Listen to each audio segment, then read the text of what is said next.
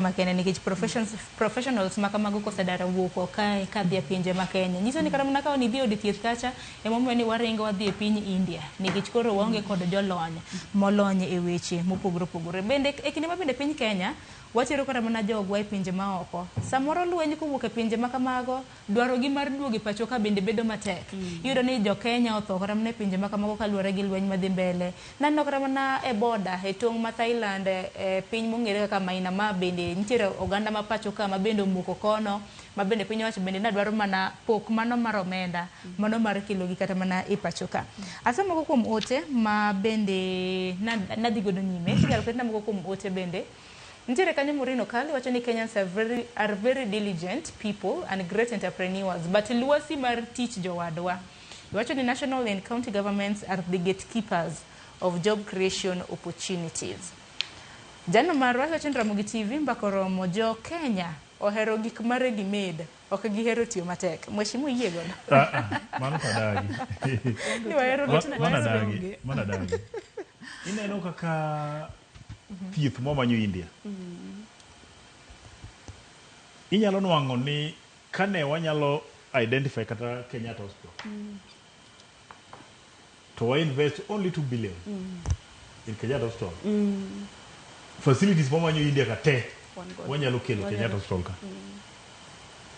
To gane kwani na iya.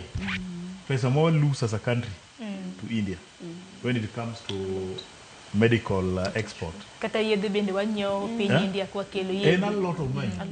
Koro ka in our budget wanyalo squeeze 2 billion. Kado masinde ma wadhi manyo India ka. Wakelo Kenyatta ka.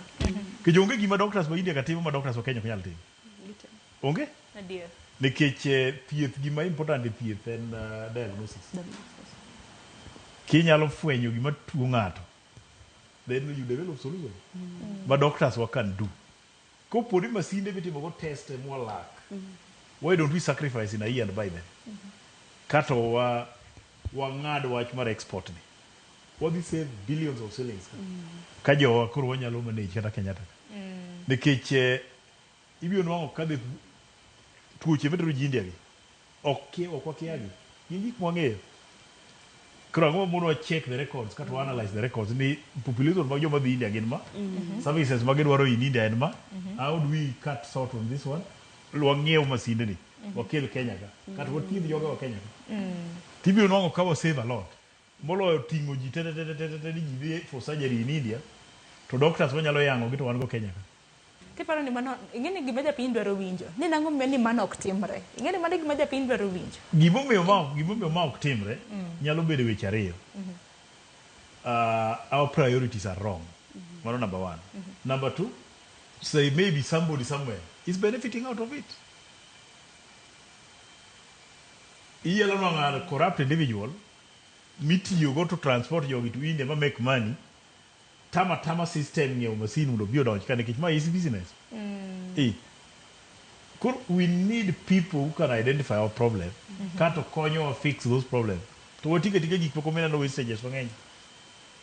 Aparo ni kindi thuolo kata mana wacho ni